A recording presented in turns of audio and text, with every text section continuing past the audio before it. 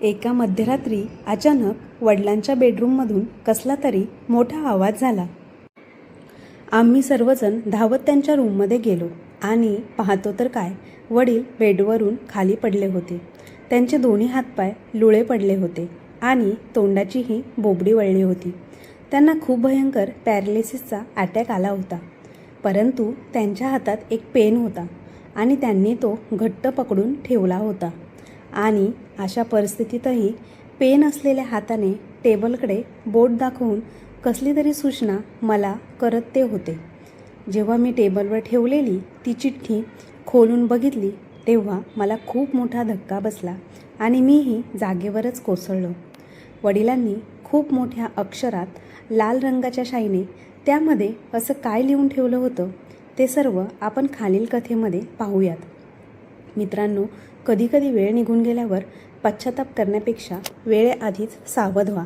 आणि खरंच आपल्या घरामध्ये आपण कमवून आणतो, परंतु त्यामध्ये आपले आईवडील आपल्यासोबत सुखी राहत आहेत का याचाही कधीतरी विचार करा आणि ते पडताळून पहा. कारण आईवडील म्हणजे तुमच्या आयुष्याचा खूप अनमोल भाग आहे. एकदा तो संपला की परत येत नाही. माझे वडील पॅरालिसिसमुळे बोलू शकत नव्हते. मी दिवसभर नोकरी करत असायचो आणि जेव्हा घरी परतायचो तेव्हा अनेकदा त्यांच्या डोळ्यात अश्रू असायचे. ते हातवरे करून मला काहीतरी सांगण्याचा खूप प्रयत्न करत असत, पण माझी बायको म्हणायची की ती वडिलांची खूप सेवा करते. पण आता मला तिच्यावर शंका येऊ लागली होती. एकदा मी लपून तिच्यावर लक्ष ठेवले आणि मी जे काही पाहिलं ते पाहून माझं काळीजच थरथरलं.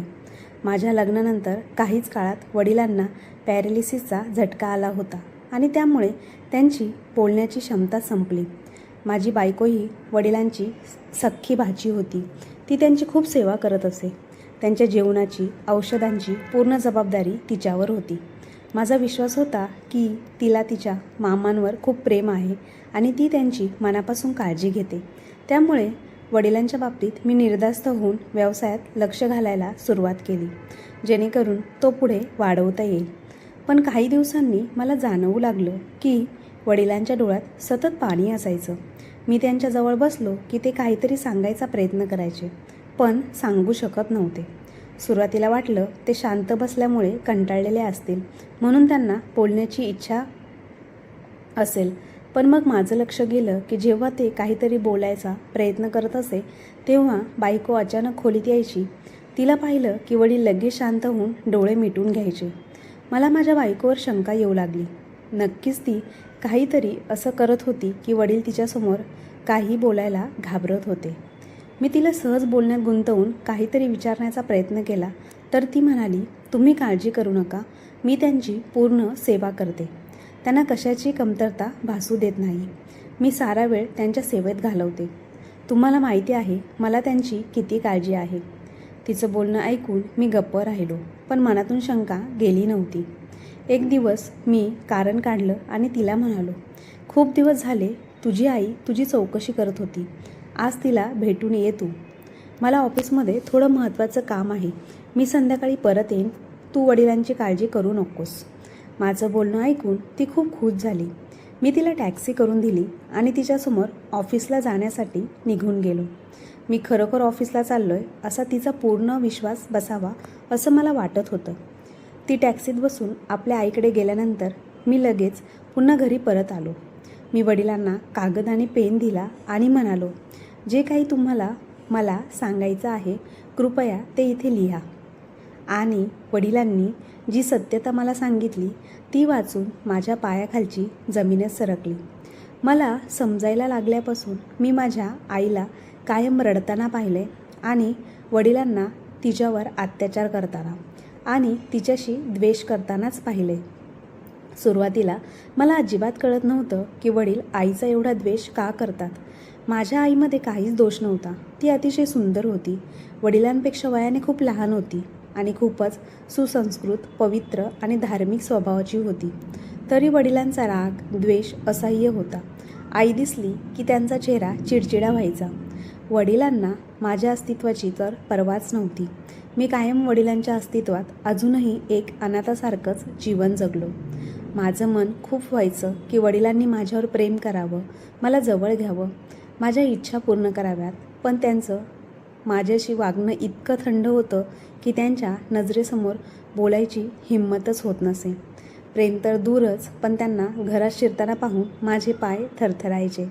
त्यांच्या चेहऱ्यावर आमच्याबाबत केवळ उपेक्षा दिसायची. त्यांनी माझ्यावर एकच उपकार केले, माझ्या शिक्षणासाठी भरपूर पैसे खर्च केले. मी शहरातल्या एका उत्कृष्ट खाजगी शाळेत शिकत होतो. त्यांच्याकडे पैशांची काहीच कमतरता नव्हती. त्यांचा मोठा व्यवसाय होता, अनेक दुकानं होती, पण आईवर 1 रुपयाही खर्च करणं त्यांना पाप वाटायचं. मी आईला हे विचारलं की वडील आपल्याशी असं का वागतात, तर ती अश्रूने भरलेल्या डोळ्यांनी म्हणायची, असं नाही, हा सगळा तुझा भ्रम आहे बाळा, तू फक्त तुझ्या अभ्यासावर लक्ष दे. मी नेहमी विचार करायचो की वडील आपल्याशी एवढा द्वेष का करतात, माझ्यावर प्रेम का करत नाही, हसून का बोलत नाही, आमची काळजी का घेत नाही. भरपूर पैसा असूनसुद्धा त्यांनी आम्हाला कधीही चांगलं जीवन दिलं नाही. माझी आई वडिलांना खूप घाबरत असायची. जेव्हा त्यांच्या घरी येण्याची वेळ व्हायची तेव्हा आईचा चेहरा फिक्कट पडायचा आणि ती घाबरून सगळं घरकाम घाईघाई आवरायची. तरी वडिलांना काही ना काही कारण सापडायचं, ज्यामुळे ते आईवर हात उचलायचे आणि तिला अपमानास्पद बोलू शकायचे. वडिलांची भाषा इतकी अशोभनीय असायची की मी ती अजिबात सहन करू शकत नव्हतो. जसं जसं माझी समज वाढली तसं मला वडिलांचा द्वेष मागचं कारण कळालं. माझी आत्या, त्यांनी लग्नानंतर लगेचच आपल्या भावाच्या मनात हे विष भरलं होतं की तू ना तर देखणा आहेस ना तुझ्या बायकोच्या वयाचा. अशा पुरुषांना तर सुंदर बायका फसवतात आणि सोडून जातात, कारण त्यांना आपल्यासारखेच तरुण आणि देखणे पुरुष हवे असतात. आपल्या बायकोला मोठी ठेव, तिच्यावर आपली छाव ठेव आणि तिच्यावर पैसे खर्च करू नकोस. तेव्हा ती तुझ्या अधीन राहील, तुला घाबरेल आणि तुला फसवून सोडून जाण्याची हिंमत करणार नाही. जर तू तिला आपल्या हृदयात जागा दिली आणि डोक्यावर बसवलं तर ती तुला क्षणात पायाखाली तोडून निघून जाईल आणि तुझा सन्मान मातीमोल करेल. वडिलांचा रंग सावळा होता, पण त्यांचे नाक डोळे सुरेख होते. ते कुरूप नव्हते, पण त्यांच्या बहिणीने त्यांच्या मनात इतकं विष भरलं होतं की त्यांनाही वाटू लागलं की ते फार कुरूप आहेत आणि त्यांच्या बायकोने केवळ पैशाच्या लालसेने त्यांच्याशी लग्न केलं आहे. हेच कारण होतं की वडील सुरुवातीपासूनच आईवर अत्यंत द्वेष करत होते. पण आई खूप चांगली होती. ती त्यांची प्रत्येक काळजी घ्यायची, प्रेमाने वागायची, त्यांच्या प्रेमासाठी आणि जिव्हाळ्यासाठी तडफडायची. मी नेहमी आईवडिलांकडे आशेने बघताना पाहिलं आहे, जसं की ती वाट बघत असायची की कधीतरी ते प्रेमाचे 2 शब्द बोलतील, जवळ बसून विचारपूस करतील किंवा विचारतील की तिचं आयुष्य कसं चाललंय. ती एक स्त्री होती जिच्या अनेक गरजा होत्या, पण वडिलांनी त्या गरजा कधी पूर्ण करण्याचा प्रयत्नही केला नाही. आईने नेहमी माझ्या आत्याने वापरलेल्या वस्त्रांचा किंवा माझ्या मामीने दिलेल्या गोष्टींचा वापर केला. मामी तिच्या काही गरजांची काळजी घेत असे. हे सगळं पाहून माझं मन खूप दुखायचं. मी आईशी भांडायचो आणि म्हणायचो, तू अशा माणसाबरोबर का राहते, त्यांना सोड, आपण कुठेतरी दूर निघून जाऊ. पण आई हलकीशी हसत म्हणायची आणि मला टाळायची. एक दिवस माझा संयम संपला. मी 10वीत होतो. जेव्हा घरी आलो तेव्हा नेहमीप्रमाणे माझे वडील आईवर ओरडत होते, शिवीगाळ करत होते आणि तिच्यावर अत्यंत घाणेरडे आरोप करत होते की आई कुठल्या परक्या पुरुषासोबत संबंधात आहे. आणि आई हे सर्व शांतपणे ऐकत होती, जणू तिने हार मानली होती. हे कोण? माझ्या अंगात रक्त सळसळलं. मी माझं दप्तर फेकून दिलं आणि खूप जोरात वडिलांसमोर जाऊन उभा राहिलो आणि म्हणालो, आजपासून जर तुम्ही माझ्या आईवर हात उचललात किंवा असे घाणेरडे आरोप केले तर माझ्यासारखा वाईट कोणीही नसेल. मी माझ्या आईला इथून घेऊन कायमचा निघून जाईल आणि पुन्हा कधीच परत येणार नाही. मग राहा तुमच्या बहिणीसोबत, जी सारखी आमचं घर तोडायला येते. आता मी माझ्या आईविरुद्ध कुठलाही अपमान सहन करणार नाही. हे ऐकलं की पहिली वेळ होती की मी वडिलांसमोर अशा प्रकारे उभा राहिलो आणि त्यांना इशारा दिला की ते एकदम शांत झाले. त्यांना समजलं होतं की त्यांचा मुलगा आता मोठा झाला आहे आणि ही गोष्ट मलाही जाणवली. वडील जरी माझ्यावर खूप रागवले असले तरी त्यांना याची पूर्ण जाणीव होती की मी त्यांचा एकुलता एक वारस आहे, त्यांच्या वृद्धापकाळाचा एकमेव आधार आहे. मला गमावून ते त्यांच्या पूर्ण आयुष्याचा आधार गमावून बसतील. कदाचित त्यांना माझ्यावर प्रेम नसेल, पण मला ते आपला आधार समजत होते. हे स्पष्ट होतं की ते कधीही नको म्हणणार नाही की मी माझ्या आईला घेऊन कायमचं त्यांच्या आयुष्यातून निघून जावं आणि ते त्यांच्या एकुलते एका आधाराविना राहावेत. मी आईसोबत खोलीत बसून तिला धीर देत होतो. तेवढ्यात आत्याचा आवाज आला. बघितलं ना दादा, मी म्हणत होते ना की ही बाई खूप हुशार आहे. बघ ना कशी स्वतःला पीडित दाखवून तुमच्या मुलालासुद्धा तुमच्या विरुद्ध केलं आहे. बापासमोर उभा राहिला आहे आणि तुझ्या बहिणीला देखील वाईट साईड बोलून टाकलं. मी सांगते या मुलाला वेळेवर आवर घाल, नाहीतर तो हाताबाहेर जाईल. आणि याच दिवसासाठी का त्याच्यावर एवढा पैसा खर्च केला? तो तुला डोळे दाखवेल. त्याला हे समजलं पाहिजे की तुझ्या पैशाशिवाय त्याचं काही आयुष्य नाही. सोडून दे त्याला आणि त्याच्या आईला. जेव्हा दर ठेसाने सामोरं जावं लागेल ना, तेव्हा चक्क ठिकाण्यावर येईल. आत्याच्या बोलण्याने माझा राग आणि तिरस्कार अगदी शिगेला पोचला आणि आई मात्र भीतीत होती. तिला भीती वाटत होती की बाबा त्यांच्या बहिणीच्या बोलण्यात येऊन आपल्याला घरातून हाकलवून देतील. पण तसं काही झालं नाही. बाबा शांतपणे घराबाहेर निघून गेले. बाबांची ती शांतता पाहून आत्याही शांत झाल्या आणि त्यांनी आपली चादर उचलली आणि आपल्या घरी परत गेल्या. त्यानंतर बाबांनी माझ्या आईवर हात उचलणं सोडलं. आता ते तिला शिव्याशाप देत नव्हते किंवा तिच्या चारित्र्यावरही प्रश्न उपस्थित करत नव्हते. जरी ते अजूनही त्यांच्या कमाईतून आईवर काहीही खर्च करत नव्हते आणि आई अजूनही तिच्या भावांकडून थोडंफार घेऊन आपलं जीवन जगत होती. पण मी एवढा आनंदी होतो, तो माझ्यासाठी एवढं पुरेसं होतं की आता माझ्या आईला मार बसत नव्हता की रोज रोज अपमान सहन करावा लागत नव्हता. आत्याचं घरात येणं जाणं थांबलं नव्हतं. त्या आणि त्यांची मुलं अजूनही बिनधास्त होती. बाबांच्या कमाईवर मौज मजा आणि इच्छा व्यक्त करत बाबा देखील आपलं सगळं प्रेम त्यांच्यावर उधळत होते. हे सगळं पाहून माझ्या अंगातलं रक्त उसळून येत होतं. मग मी स्वतःला इतकं अभ्यासात गुंतून टाकलं की बाकी काही महत्त्वाचं मला वाटेनासं झालं. आता मला घरात फक्त आईचं महत्त्व होतं. बाबांना काही समजावून सांगणं उपयोगाचं नव्हतं. मला आई समजावत असत. ती म्हणत, श्रीकांत, मला त्रास करून घेण्याची गरज नाही. सगळी संपत्ती तुझी आहे. उद्या जेव्हा तू यशस्वी होशील तेव्हा हे सगळं तुलाच मिळेल. तुझ्या वडिलांची गोष्ट आहे तर देवाला प्रार्थना कर की त्यांना सद्बुद्धी मिळू दे, नाहीतर ते त्यांच्या कर्माची शिक्षा पुढच्या जन्मात भोगतील. मी फक्त एवढंच इच्छिते की तू तुझ्या आणि आईच्या संस्काराची लाज राख आणि कोणालाही असं म्हणायची वेळ येऊ देऊ नकोस की तुझ्या आईने अशी परवरिश केली की तुझ्या वडिलांच्या डोळ्यात डोळे घालून उभा राहिलास. तू नेहमी मला विचारायचास ना की मी माझ्या नवऱ्याशी वाद का घालत नाही आणि अशा माणसासोबत का राहते. तर त्यामागचं हेच कारण होतं. जर मी त्यांच्याशी वाद घालण्याचा किंवा माझा हक्क मागण्याचा प्रयत्न केला असता तर त्यांनी नक्कीच रागाने मला या घरातून बाहेर काढून दिलं असतं. त्यांनी तुला माझ्यापासून दूर नेऊन टाकलं असतं. मी तुझ्याशिवाय राहण्याची कल्पनाही करू शकत नाही.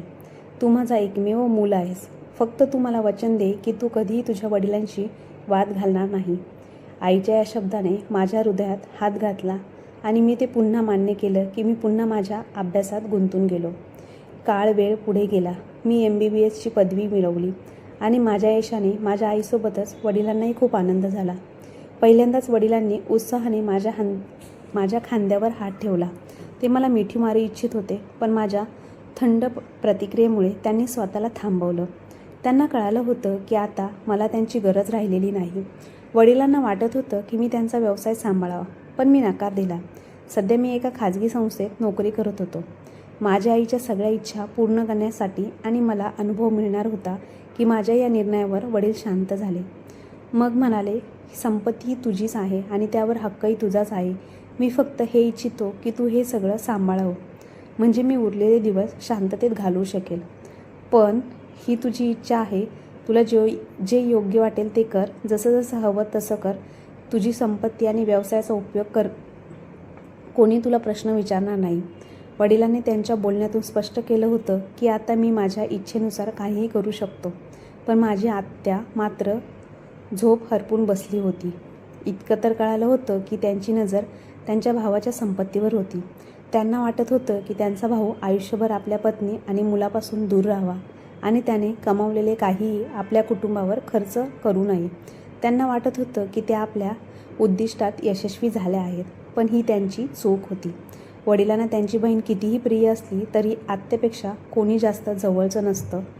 जेव्हा पुरुष म्हातारा होतो तेव्हा त्याला आपल्या सर्वात जास्त प्रेम मुलांचं हवं असतं. त्यांना वाटतं की त्यांची मुलं त्यांच्या जवळ राहतील. भाऊ बहीण, वडिलांचा ओढा माझ्याकडे वाढलेला पाहून माझ्या आत्याची अवस्था फार बिकट झाली होती. माझी नोकरी लागल्यावर त्यांची एक नवीन योजना आखली जी मला अजिबात मान्य नव्हती. नोकरीबद्दल कळताच वडील म्हणाले, खूप छान, आता तू स्वतःच्या पायावर उभा आहेस, आता तुला लग्न करायला हवं. मी तुझं लग्न माझी भाची कांचनबरोबर ठरवलं आहे. तू तुझ्या आईशी सल्ला करून सांग कोणत्या तारखेला लग्न करायचं आहे. बाकीची सगळी तयारी मी केली आहे. वडिलांचं हे बोलणं ऐकून माझ्या पायाखालची जमीन सरकली. मी विस्तारलेल्या डोळ्यांनी त्यांच्याकडे पाहू लागलो. माझ्या आयुष्यातला एवढा मोठा निर्णय त्यांनी माझ्या संमतीशिवाय कसा घेतला. आईचीही तशीच अवस्था होती.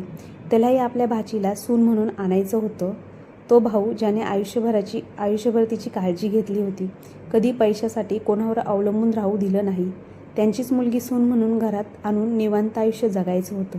पण वडिलांनी माझी परवानगी घेतली ना आईची, आणि शांतपणे कांचनबरोबर माझं लग्न ठरवून टाकलं. आपण असं कसं करू शकतो बाबा?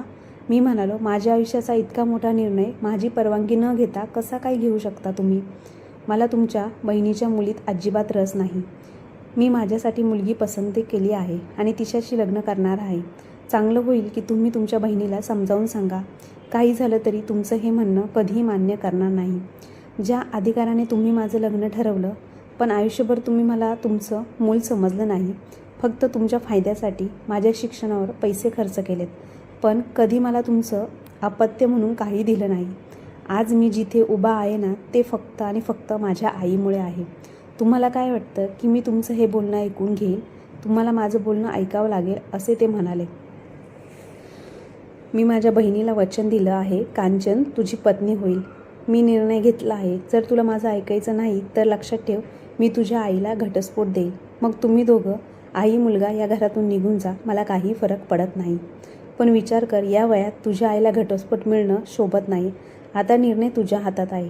इतकं सांगून ते निघून गेले. मी दुःख आणि रागात बुडालो होतो. मला वडिलांना सांगायचं होतं की त्यांच्या धमकीला मला काही परिणाम होणार नाही, पण आईने माझ्यासमोर हात जोडून मला शांत केलं.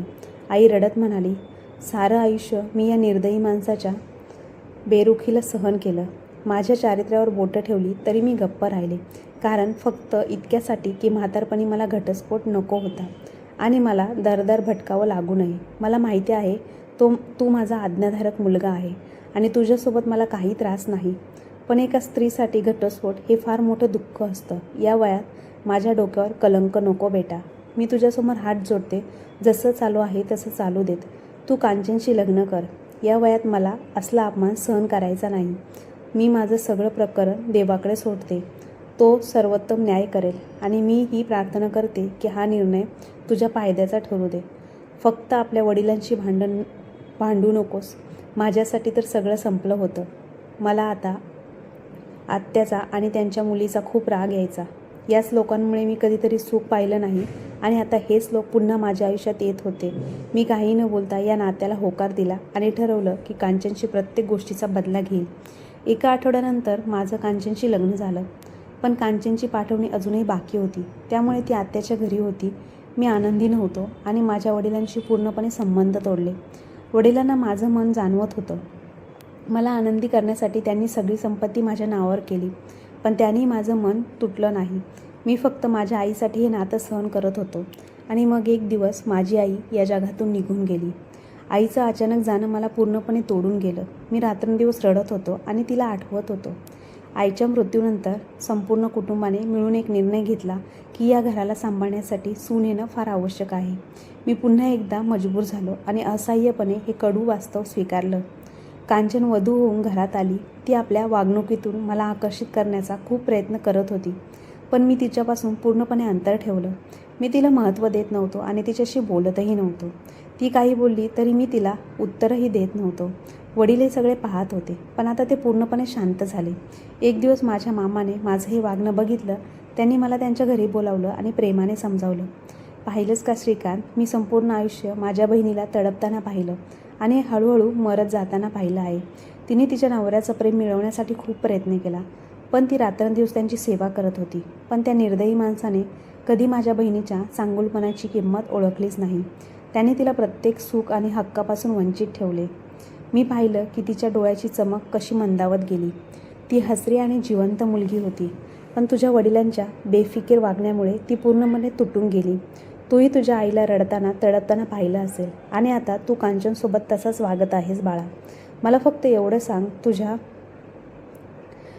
तुझ्यात आणि तुझ्या वडिलांत काय फरक उरला आहे?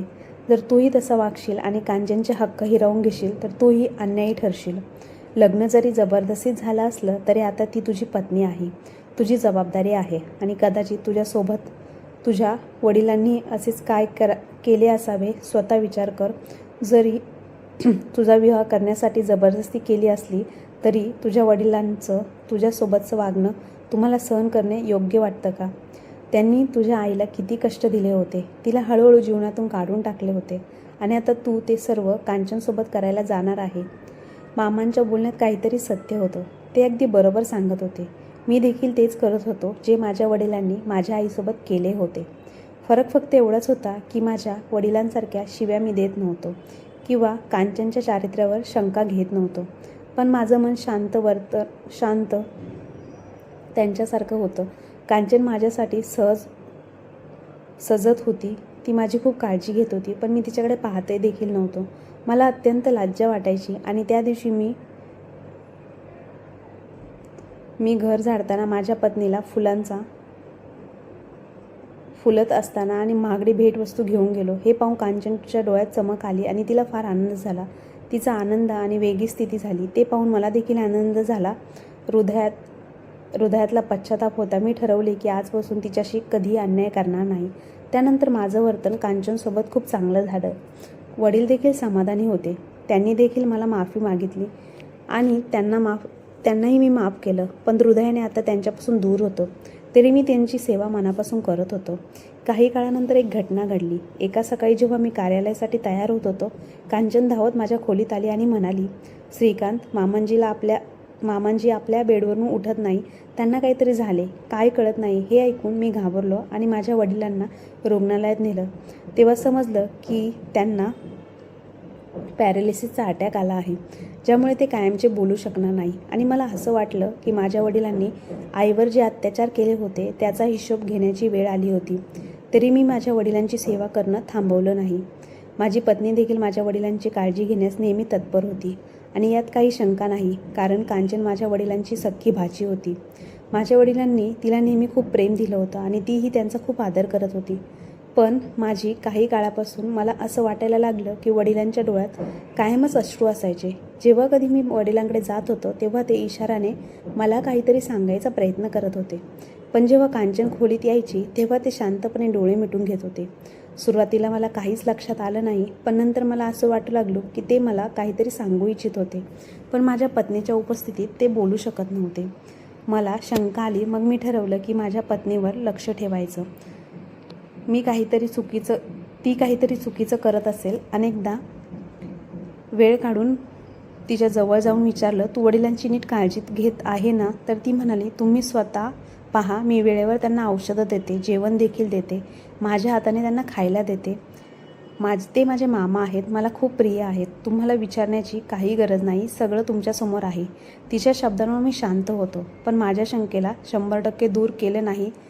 त्यानंतर एक दिवस मी बहाण्याने कांचनला तिच्या आईच्या घरी पाठवलं आणि स्वतः ऑफिसला जाण्याऐवजी वडिलांकडे गेलो आणि त्यांना एक कागद आणि पेन दिला, जेणेकरून ते मला लिहून सगळं सांगू शकतील.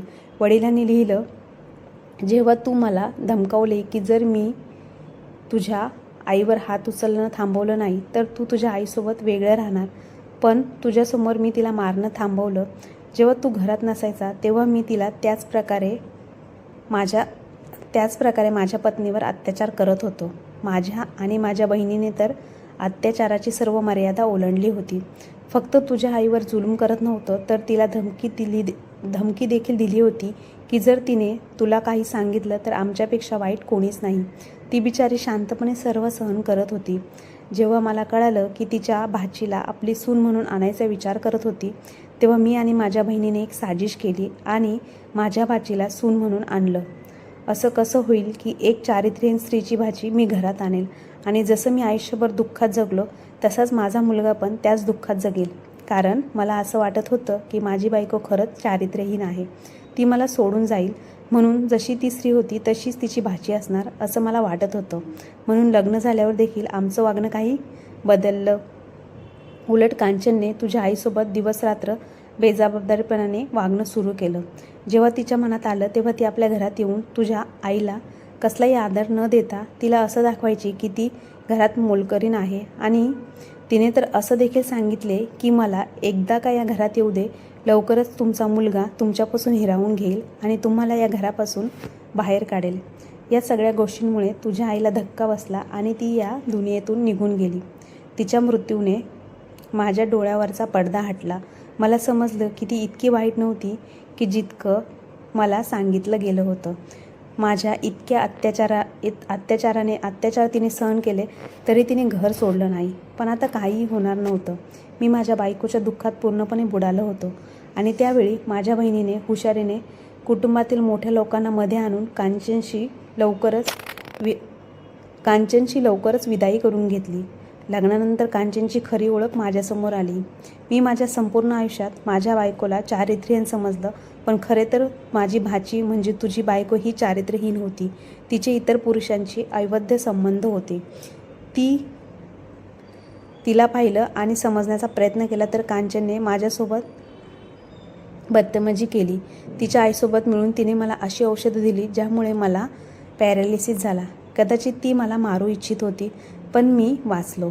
कदाचित मी केलेल्या पापांची शिक्षेची सुरुवात होती. माझं बोलणं कायमचं जात राहिलं आणि कांचनने आपले रंग दाखवायला सुरुवात केली. जेव्हा तू ऑफिसला निघून जातोस तेव्हा ती पाठीमागून इतर पुरुषांना घरात बोलवते आणि सारा वेळ अश्लीलतेत घालवते. ती मला मारते आणि अनेक दिवस उपाशी ठेवते. माझ्या सर्व औषधांची बदली करण्यात आली आणि मला चुकूनही औषध चुकीची औषधं दिली गेली. नंतर ती तुझ्यासमोर निष्पाप बनून तुझा विश्वास जिंकते आणि चांगल्या प्रकारे संपत्ती हडपण्याचा प्रयत्नही करते. त्या मायलेकींचा प्लॅन सुरुवातीपासून असाच होता. संपत्तीवर कब्जा केल्यानंतर तुला मार्गातून हटवण्याचा त्यांनी एक क्षणही विलंब होणार नाही. जेव्हापासून मला हे सगळं समजलं तेव्हापासून मी आतूनच जळत होतो. आता मला कळालं की माझी बहीण माझा सर्वात मोठा शत्रू होती. तिने मला कधीच माझ्या बायकोच्या जवळ यायला दिलं नाही आणि मी कधीच माझ्या मुलाला आणि बायकोला वडिलांचं प्रेम देऊ शकलो नाही. खरं तर ती संपत्तीच्या लोभात अंधी झाली होती. मला माफ कर मुला, मी तुझं आयुष्य उद्ध्वस्त केलं. पण आता तू तुझा निर्णय घेण्यासाठी मुक्त आहेस. त्या मुलीपासून तुझी सुटका कर आणि तुझं आयुष्य पुन्हा एकदा सुरू कर. आणि जर शक्य असेल तर मला माफ कर. हे सगळं वाचून माझ्या डोळ्यातून अश्रू आले. मी अविश्वासाने माझ्या वडिलांकडे पाहिलं. मला असं वाटत होतं माझ्या आईचं जीवन आता शांततेत जात आहे. पण नाही, माझ्या क्रूर वडिलांनी माझ्या आईचं संपूर्ण जीवन नरक केलं आणि तिला कधी शांतपणे जगू दिलं नाही. मी खूप वेळ काही बोलू शकलो नाही. नंतर रडत रडत म्हणालो, मी तुम्हाला कधीच माफ करणार नाही. बाबा, तुम्ही माझ्या आणि माझ्या आईसोबत योग्य वागले नाही. मग मी लगेचच कांचनला घटस्फोट दिला. आता घरात राहत होत बाबांनी आता त्या घराचे कागद बाबांकडे होते. मी ते घरही त्यांच्याकडून रिकामं करून घेतलं. माझ्या मनात त्यांच्याबद्दल थोडीही दया नव्हती. ती महिला भटकायला हवी होती. आत्याने माझ्यासमोर स्वतःला खूप असहाय्य दाखवण्याचा प्रयत्न केला, पण मी तिला दया केली नाही. सगळ्या संपत्तीचं व्यवस्थापन केल्यानंतर मी माझ्या मामीच्या मुलीशी लग्न केलं आणि वडिलांसाठी एक मेल नर्सची व्यवस्था केली, ज्यामुळे त्यांची योग्य देखभाल होईल. आता माझ्या जीवनात शांतता आली होती. पण कधीकधी माझ्या आईच्या अशक्ततेची जाणीव येत होती. डोळ्यात अश्रू यायचे. पण देवाचे लाख लाख आभार आहे की मरणाच्या वेळी बाबांनी मला सत्य सांगितले, ज्यामुळे मी आणखी लज्जित होण्यापासून वाचलो. माझ्या संयमाला उत्तम पारितोषिक मिळालं. प्रमिलासारखी सुंदर आणि सज्जन पत्नी माझ्या जीवनात आली. मित्रांनो, वेळोवेळी आपल्या पश्चात आपल्या घरात काय चालू आहे, आपल्यानंतर आपले आईवडील घरात सुखी तर आहेत ना, याची नेहमी दखल घेत जा. तर मंडळी, तुम्हाला आजची कथा कशी वाटली कमेंट बॉक्समध्ये नक्की कळवा. आणि कथा आवडली असल्यास आपल्या चॅनलला लाईक, शेअर, सबस्क्राईब नक्की करा. धन्यवाद.